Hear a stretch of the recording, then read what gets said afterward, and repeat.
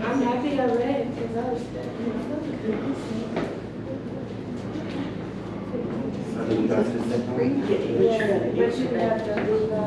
Number 3. The entire political and economic system of the South was structured around the system of slavery in the early 19th century. Although 8 to 14 people were enslaved on this property at any given time, the creation of the wealth required to maintain the Richardsons and Owens' lifestyles was reliant on exploiting enslaved labor in a variety of industries. Though he served as president of 2 banks, Richard Richardson made most of his money as a shipping merchant, shipping goods in and out of the bustling port of Savannah. He did not limit himself to inanimate commodities. During his time in Savannah, Richardson shipped at least 197 people out of the port of Savannah to be sold, and half of them were children. George Welshman Owens worked as an attorney and served in several elected offices, including mayor and representative in the United States House. Neither of these occupations made him nearly the money he made in agricultural endeavors. Owens enslaved around 400 people on various properties around the state, producing rice, cotton, and other goods for market. The names of the people enslaved by Richardson and Owens are displayed on this wall to remind us that the economic exploitation of slavery reached beyond this property.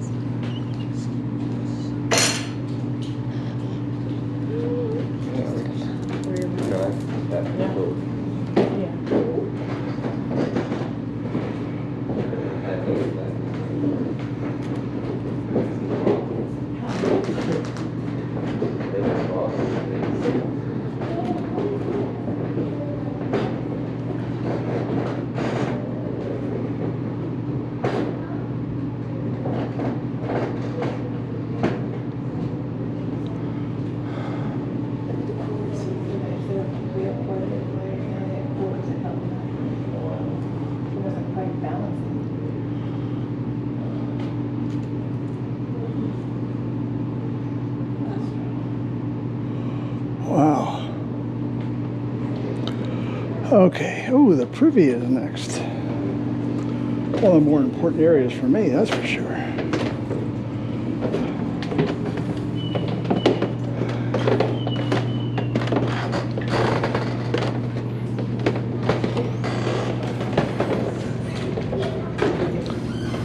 Oh.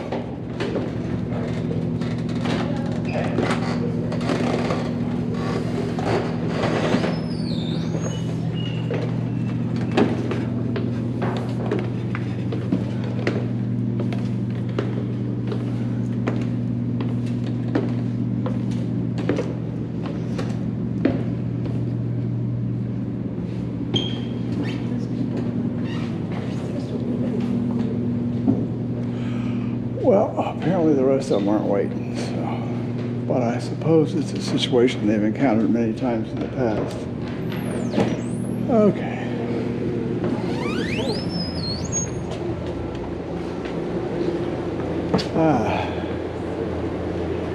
All right. Feels nice in there. How was the tour? So far, Good. that's only station number 5, 4. Yeah. Well, we're heading to 5 now. Yeah. Oh. 5 and 6 are All right.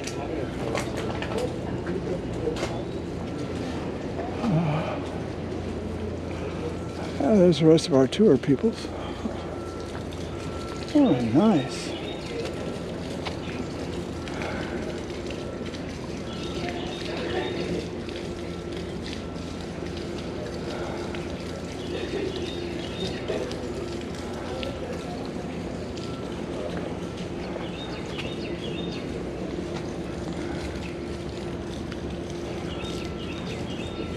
Watch out, sweetheart.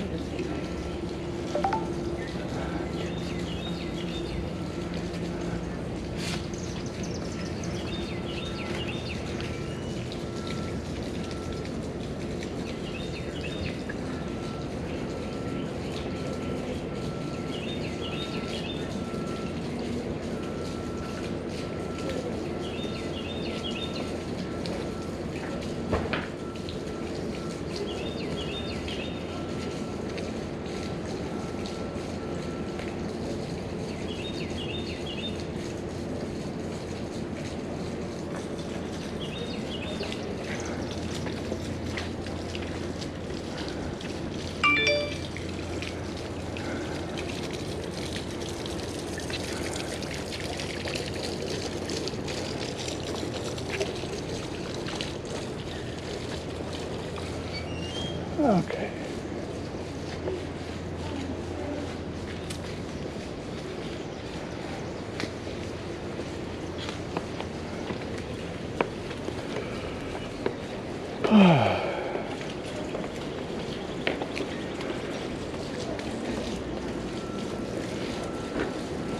All right, I guess that was the privy garden. This is 6. This is 6. This is 7, so we're back porch.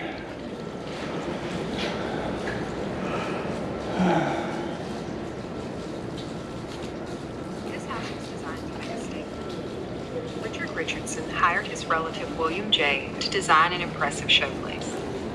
Jay studied at the Royal Academy in London and became the first professionally trained architect to work in Savannah. In a city filled with modest wooden structures and a few Federalist-style houses, Jay chose the English Regency style. With its classical Greek and Roman motifs, focus on symmetry, and elaborate bow finishes, the house made a statement of Richardson's position in society. Here you can see the staircases and doors on either side to maintain balance. Taken a step further in the blind window on the right, balancing the real window on the left. Family dining All the room. doors here are local pine, painted to mimic a mahogany finish. Please watch for other groups exiting as you enter the home. Oh, that's low down there, isn't it? All right, dining room. The family dining room was the site of various activities, including informal meals, reading, and playing games or musical instruments, much like our own living rooms today. It was also likely the location for the Owens children's early education. All 6 of the Owens children attended school in Savannah, with the boys continuing their education at universities. Before they began attending school, the children were taught reading, writing, and basic math by their mother or governess. The children enslaved on the property were not given formal education, but they did learn from a variety of sources. They likely overheard many of the lessons that took place in this space and might have been taught some things by their white contemporaries during play. They were definitely taught a variety of skills like cooking, cleaning, and sewing from their elders.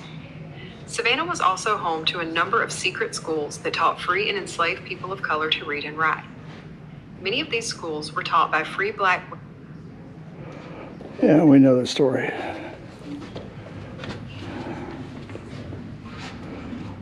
Formal dining room.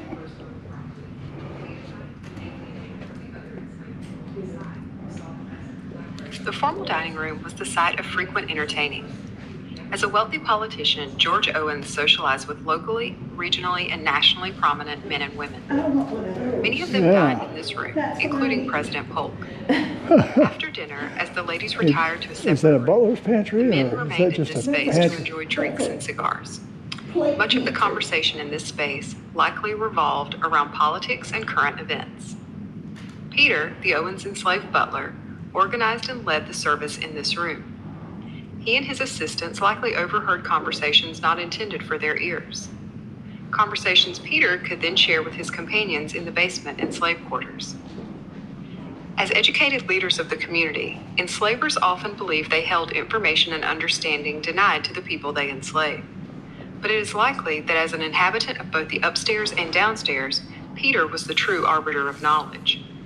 He and others like him existed within the margins.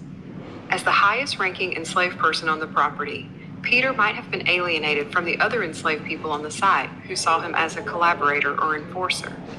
Yet as an enslaved person, he would never have been part of the Owens family. All right, drawing room. Let's go draw something.